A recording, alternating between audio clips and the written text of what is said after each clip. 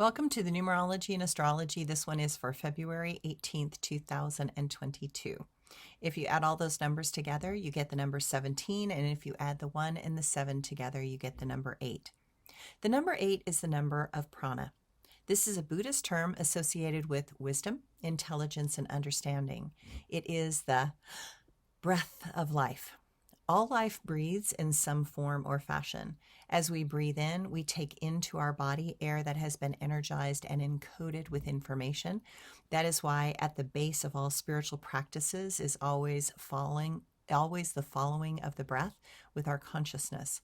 When we meditate and breathe, we recognize that being on this planet and being alive requires us to see that all things in this domain are impermanent, experience dissatisfaction or suffering, and eventually move into understanding the non-self.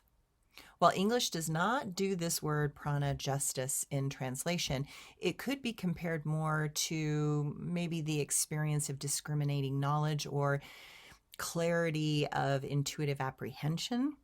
When one has understanding, while that is good, the ability of a soul to act from that place of clarity and understanding is quite another thing. In Buddhism, one can find prana 7 different ways. 1, by asking a wise person.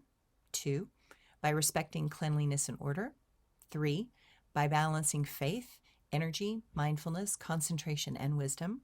4, by avoiding foolishness and foolish people. 5, by choosing to associate with those wiser than oneself. 6, by reflecting on great teachings and having discernment. And 7, by having a mind that will always slant towards developing greater wisdom. Today, just begin to breathe. Then try to find those that will be older and wiser than us. Life requires us to be so much more mindful and aware at this time. Perhaps we are being taught to see into the pathways that will lead us to a greater understanding and discernment. The astrology today. The moon will shift this evening out of detailed Virgo and into the diplomatic sign of Libra. Also, today we shift out of the progressive sign of Aquarius and into the emotionally altruistic sign of Pisces. While this sign unfolds for the next month, it is to teach us to become more aware of our feelings and attempt to follow the subtle promptings of our compassionate heart. Let the creativity out, let your imagination run wild, dream of a better world, one with more respect and balance. The universe has a plan, and sometimes we are guided along a pathway that will take us where we are supposed to go, but one that may seem not to make a lot of sense at the time. As we trudge through the sign of Pisces, it focuses us more on our empathy and compassionate nature. Look inside to what we are most devoted to, and then work in a selfless way to give that out into the world. Do not let the negative side of this emotionality drag you down into escapism or avoidance. While we all have great doubts about this time in history, we have to believe and trust that the greater good will prevail. Doubt destroys hope. Hate destroys untapped potentials in nature and in all life. While it will be impossible to ignore the problems and conflicts that are arising, we have to learn to face what is coming and to not go into the patterns of avoidance. Keep your heart open and connected to others. Be kind and helpful to those in need. My quote for today: when we allow our thoughts that are ridiculous and raging, we act out in ways that intend warlike waging. I cannot find those places in my soul that would allow such thoughts to gain control over my mind, heart, and being. I cannot help but want to create what is freeing. We live in a world where cheaters try to take an advantage and others are supposed to accept a disadvantage. I will not allow in my world such things to be acceptable and true. I want a world where goodness can and will accrue.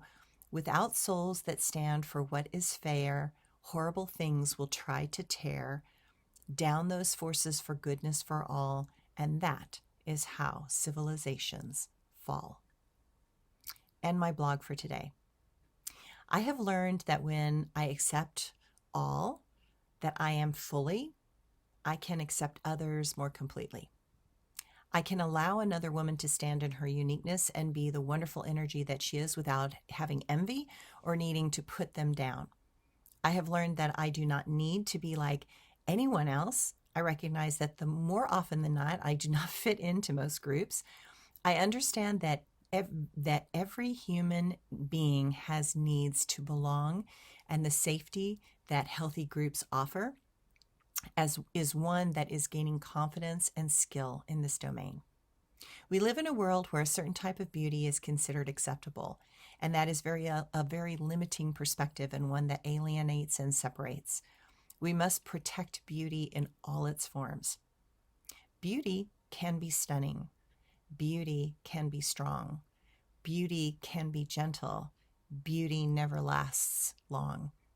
That is because for us to appreciate that light that shines, it often must be fleeting, so the heart longs and pines for that special moment when beauty lit a flame in our hearts and made us proclaim something from deep inside that arose, something that our mind could finally not oppose. Thanks, everyone.